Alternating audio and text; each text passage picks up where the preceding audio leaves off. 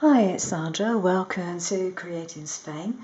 Today I have a dual action card for you. This one has a water shaker in it and a penny slider. And in actual fact, the two actions go together quite well. Now I'm cheating because I've not actually put my card together yet. But there's a good reason for that. I needed to show you how it's constructed. So we have the card base, plain simple card base, and you can obviously do it up the other way if you want to, but I'm doing it in portrait mode today. And I have constructed a water shaker. Now I did a previous video on water shakers telling you how to do it, so I'm not going to go into great detail there, other than to say that for this part of the water shaker where it actually is sealed, what I did was I took the bag and I folded it back over on itself, and then I used a heat tool to help seal it. Now this particular one has got a roller that's about 1/4 of an inch wide, I guess.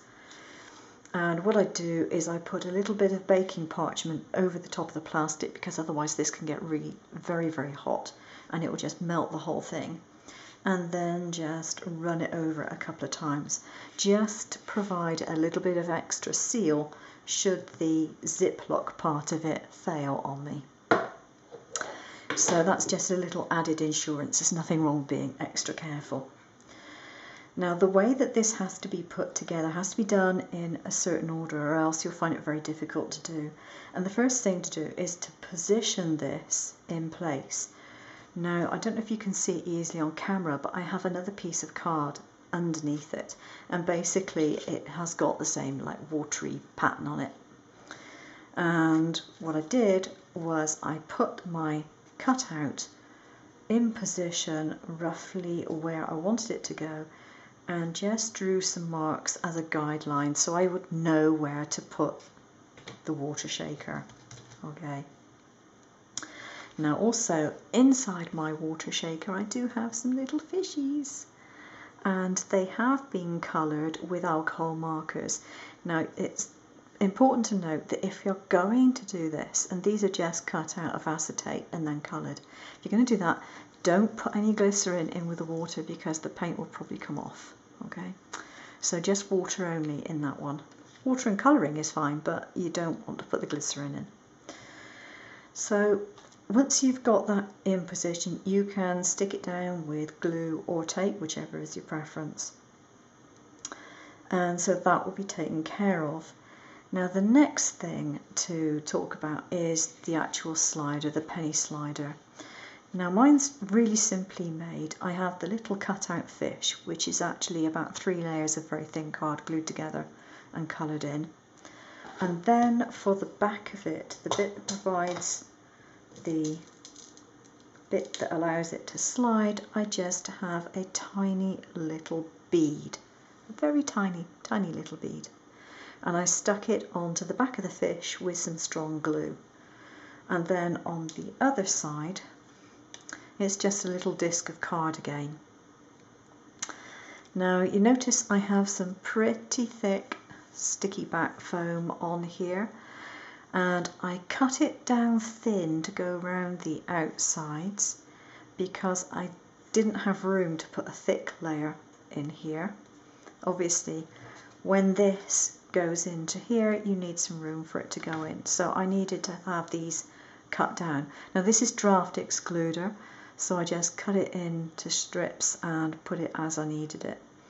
And you see this bit in the middle is another piece of the draft excluder, because I want to hide this area here with a piece of card of the same colouring. Now if I put tape here and tape here, I would have problem with my little fish being able to go around. And since I've cut this from watercolour cardstock, it's thick enough that all I have to do now is to stick it on the back.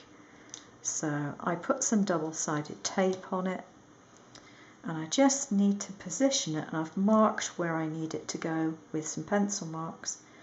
Just need to put it in position like that, and that'll be fine. It's not going to go anywhere, and it covers up the area that I needed it to cover. But because it is nice thick stuff, this foam tape I've got, there's no problem with this. It will slide around really easily.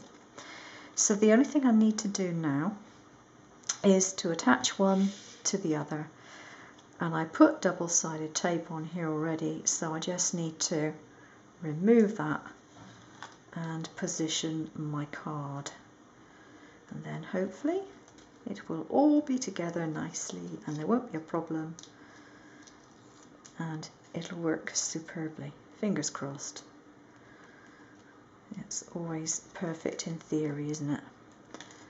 There we go. I'm just going to stand up to make sure I'm over my card and get it where I need it to go, because obviously you need to make sure that your sides are in position so you don't see the edges of the bag. Okay, that's how you needed to position it in the first place. There we go. All done. Now, you do have to use a pretty stiff card for this front piece. If you do it in a thin card, it really doesn't work as well because it needs the extra support. But there we go. I simply wrote on the front of the card. You could do a type sentiment, you could cut out sticky letters if you want to put them on, or even use ones you've pre-purchased. But I just decided to write on it. I've added a few little diamante things just for a little bit of shine, and I did cut out some glitter paper splashes for the water. I just thought it would add a nice little touch to it, and it shakes nicely as well. There we go. Thanks for watching. If you liked it, please subscribe and give me a thumbs up. Take care.